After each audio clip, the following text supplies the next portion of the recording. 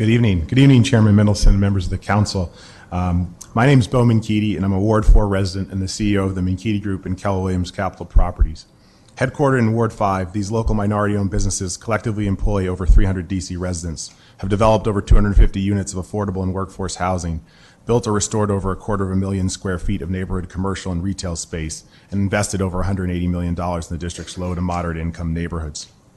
10 years ago, when we were just getting started, we had an opportunity to partner with Jim Stigman, the owner of Colonel Brooks Tavern, to advance, who you heard from earlier today, to advance his 30-plus year legacy of serving the Brookland community, and to implement a shared vision for a project that would positively impact the future of our neighborhood. Over the course of 2 years, we conducted over 35 formal community meetings and had hundreds of less formal conversations on the street and in people's homes. We got lots of feedback from community stakeholders, and we made numerous of modifications and adjustments to the project and its design, including agreeing to redo the alleys and sidewalks for the adjacent neighbors, undergrounding the power lines along Monroe Street, which was a big community issue, and putting together a community benefits agreement that provides support for local nonprofits, Dance Place, and Bite Back, and that set up a fund to support local businesses along Ward 5's emerging commercial corridors. The project received overwhelming community support, including the endorsement of the ANC, the vote of the Brookland Civic Association, over 100 individual letters of support from residents, several dozen of whom showed up to testify at the Zoning Commission. The Zoning Commission made some modifications to design to further accommodate the neighboring homeowners, and the project was unanimously approved by the Zoning Commission. We thought we were now ready to proceed with financing and building the project, but boy, were we wrong. A few nearby residents, funded by interest outside the community, appealed the Zoning Commission ruling to the federally appointed Court of Appeals. Twice, the Court of Appeals sent the case back to the Zoning Commission, who twice reaffirmed its prior decision and unanimously approved the project, only to have it appealed again. On the third appeal, the court decided to substitute its judgment for the judgment of the Zoning Commission and to interpret the language in the future land use map very literally in terms of examples it provided. The result is that the site sits empty to this day, not contributing to the community, not driving the city's tax base, not providing much needed affordable housing units in the city's housing stock. The cost to the city and the community and the landowners is significant, not just economically, but socially and psychologically, as this further perpetuated the divide between the Catholic University side of the tracks and the neighborhood side of the tracks, sending a negative message to all who pass by an empty lot that sits three metro stops in the nation's capital. Our story is indicative of a much larger problem. As appeals have increased significantly over the last few years, undermining the Zoning Commission's community-based PUD decision-making process and circumventing ANC's great weight, causing the federally appointed courts to increasingly intervene in local land use issues and creating an ambiguous process without clear guidelines or finite decisions that's ripe for abuse and extortion. Some of the opponents claim they're fighting for community, but I would ask, what community is it they're fighting for? How does the current result help anyone? What tax revenue is being generated for the city? What small business helped? What low-income resident housed? What social service benefited? What neighborhood enhanced? And what community supported? Thank you, Mr. Menkiti. Each of you for your testimony. Are you all with the Menkiti group? Okay. No, that's great. It's great. And it means they all like you, too.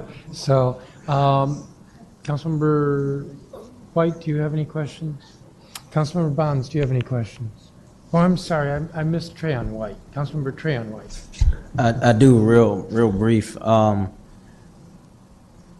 So part of your comment, Mr. Hondros, was about the fairness of the plan. I know you said this is a good plan, and some of the pushback we're getting, a lot of pushback from residents is about the equity in the city and how the plan is a developer-driven plan, and how they feel like the courts is needed to be a recourse in the case they don't get what they want.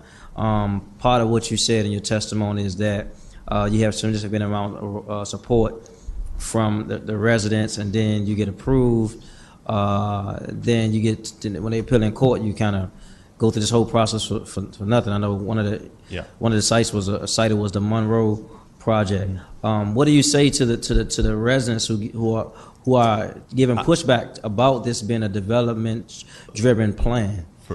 For 40 years in the United States, we've had developers who wanted to come in and urban renewal, anything, especially in certain parts of the city. So one of the most useful pieces of input we've had at MLK Gateway came from Ms. Fuller during our historic review process. And she came in and she wanted to set the doors flushed with the street because she was concerned about people hanging out and the carve-outs and stuff. And as a development team, it wasn't something that we really even thought about. It wasn't something our architects thought about. I mean, we're always actively engaging with the community, and I think always looking for the community input. The plan that's put forward in the comprehensive plan, or the new amendment, I searched through it, maybe I missed it. It doesn't say anything where the ANCs don't have any weight in what happens in a PUD process anymore. So they're still going to be involved in the process. What the problem is now is that they get involved, we get support from the ANC, and then we go to, the zoning commission approves it, and you go to the courts, and the federal court, it's not even a district court, strikes it down and gets rid of it. And so then nobody's winning, everyone's losing. And So that's I had the a problem. community meeting this weekend about the comprehensive plan in Ward 8. I know Ms. Parisa was there, and a lot of pushback we heard from some of those who helped tenants was that they push back in zoning, and zoning push back to the development, but ultimately they always give the developers what they want at the end of the day. And so we're trying to figure out what's the healthy balance between what the community want, because the community may very well be divided, versus what the developers want to happen on a deal, and how we merge those two worlds together. Did you all add any comments to the comp plan? If so, what were some of the add-ons, if you did? And just to speak to this question of how do you balance it, because being brought up professionally as a community person around education and as a nonprofit leader, to me, I believe that this robust discussion that's happening in the community is important.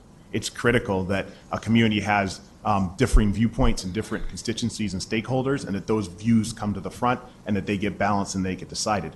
I think the critical question here is, we've been talking about clarity, but as Mrs. McCarthy said, it's a question of making a judgment call because there's conflicting issues. And I think the question here is not, is there clarity, it's who should make the judgment call. And I think today what we have is a process that's set up for the zoning commission with input from civic associations, from ANCs, to make a judgment call. And I think the question here is really, should the zoning commission be making that judgment call, or should a federally appointed court be making that judgment call? And I think we have a system that's designed for the zoning commission to make that call, and it's become, because every PUD is being appealed, a decision that now gets made by a federally appointed court. Thank you, Mr. Menkiti. I think that gives notice. I think I was in my office when I was looking at one of the testimonies. One of the witnesses was basically saying that the zoning commission have little to no accountability when it comes to the residents, and that's where the lack of faith lies in the zoning commission that are mostly appointed for that position, and really no recourse if they are not reflecting the needs of the community or what people are fighting for. They kind of give pushback, and ultimately approve the project.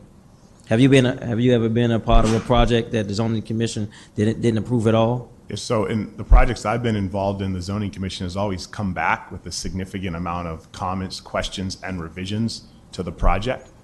In the 901 Monroe project, for example, they took the building and stepped it all the way down to be equal in height to the adjoining row houses. It wasn't even like 1 story higher. It brought it all the way down to bring it to the same heights, so that was a part that they took an even further step to accommodate those adjacent neighbors. And my experience with the zoning commission has been their goal, as I've seen it, has been to modify projects to make them meet the needs of the different constituencies, not to be an arbitrator, say yay, nay, but to try to blend. But that's those what you're things saying. together. You're saying give them more strength so they can be a yay or nay when it comes to the project. I'm just saying that if we had to have somebody be the yay or nay, I as a resident or as a person in DC would choose a body that's appointed by my elected officials. You're sitting in a different place, not as a resident. Rather than a court that is appointed by the President of the United States.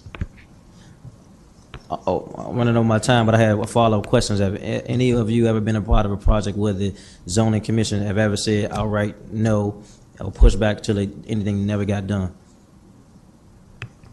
All right, thank you. Thank you, Councilmember White. Before I recognize Councilmember Bonds, I'm going to have to step out